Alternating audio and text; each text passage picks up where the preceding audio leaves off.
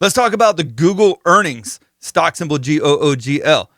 Prior to the earnings, man, it was on a breakout of this ascending triangle pattern right here. It was up 5 out of the last 6 days, up 10 out of the last 11 weeks. I mean, it was pretty strong until the earnings came out today. And one of the things you want to remember, despite the fact that this was a pretty nice looking ascending triangle breakout, you had the rising trend line underneath, the flat price level resistance overhead that was able to break out of on Friday of last week, and then give you that little pullback to the breakout level and then a subsequent bounce today.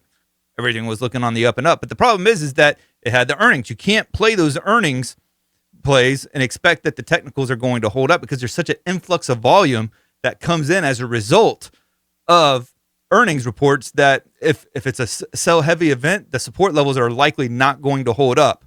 If it's a buy heavy event, the resistance levels aren't going to likely push back too much. Once the dust settles, that's where you want to decide for yourself, okay, is it time to buy the dip on Google? Is it something that is worth putting some capital towards? And that's what I'm going to look at here today. We want to see whether or not Google is a buy here. So what I want to do, and like I do in all my videos, I go through the technicals of these and just really lay out the case for buying it or not buying it. And then ultimately the decision is yours to make that call. So with Google, a couple of things that you want to keep in mind. Like I said, you have the ascending triangle pattern that looks pretty good, but you also have these two channel bands. They're not the cleanest of channel bands, but there's definitely something there that warrants our attention. You can see where it has essentially traded with inside of these bands going back to August. And we hit the top end of this band, and it doesn't surprise me that we got the sell-off because we were hitting that resistance level. So there was already that price for perfection type of mentality with it being up 10 out of the last 11 weeks. We were up against some heavy resistance levels. People were willing to take profits at these levels. They were happy to do that. You also had, going even further back, and this is even more impressive, is that you had this huge rising channel band. And I had been watching this one for a while, and you'll say to yourself, well, it looks like we've broken out of it a few times and even just recently broke out of it. And you would be correct in saying that. But what did we do the previous time we broke out of it? Back in April, May of last year, we came right back down to the inside of it and tested the bottom channel band again. So what you want to see here is, okay, now that we're outside of this purple line here, do we come right back down and test this lower channel band? Is it likely to happen tomorrow? No. Would you need a lot more weakness in the Qs and in the market as a whole? Absolutely. But these are just price levels that you want to keep track of. Now, let's go ahead and throw on the post-earnings price action to get a better feel for what's going on here. So we throw that on. You can see price comes right back down, tests the 50-day moving average after hours, held that and bounced a little bit. It tests the lower portion of the ascending triangle pattern, the one that's sloping higher. And so far, it looks like it might be a little bit below it, depending on how you draw that line. I mean, some people might, just be off a little bit, and it could be like that. And you would say, all right, it's holding it, or it might be just a little bit higher. You're like, okay, it's breaking it.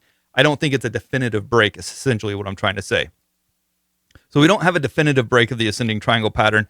But what I would watch for is tomorrow. If we see continued heavy selling, sort of like what we saw with Microsoft following its earnings, where it did get some heavier selling. What you want to watch for in Google, does that same thing happen and we get a test of this lower channel band right here on the blue color one? And if that doesn't hold, then does the lower channel band down here get tested at 163? Now, in the meantime, this orange line, I know I'm throwing a lot of lines. I don't really like having this many lines, but there's been just a lot of stuff going on with Google here worth pointing out. This AVWAP going off of the September lows here has been at a huge support level for the stock. So let's just clear out the chart here and I'll show it to you a little bit more clear. If we put this right off of that September lows here, you can see where it tested in October, held it, bounced, came back down, tested it with the 200-day moving average, bounced again. That would seem like the most logical area for us to come back down to, is this like 178 level from the 191 that it's currently trading at in after hours. If it does that, that could provide one heck of a bounce opportunity for the stock. And then in the process, it would also create a handoff on the AVWAP line where you would start tracking the new lows that were established there. Going back to the other chart, you have that AVWAP just below the lower channel band. So there's a possibility too, from an intraday standpoint, we test the AVWAP line and finish back above the lower channel band here on this blue line. So that's pretty much essentially what I wanted to put forward for you here today. Could it bounce and rally back up and finish in the day green tomorrow? It absolutely could. 100% it could. I'm not saying that that's a certainty. I'm not even saying that's the most likely possibility. But what I'm trying to tell you is that we don't have enough information yet to be able to say this is the time to buy the dip, because what you saw here was a pretty significant sell-off. It finished higher on the day, and then now it's down 5% after hours.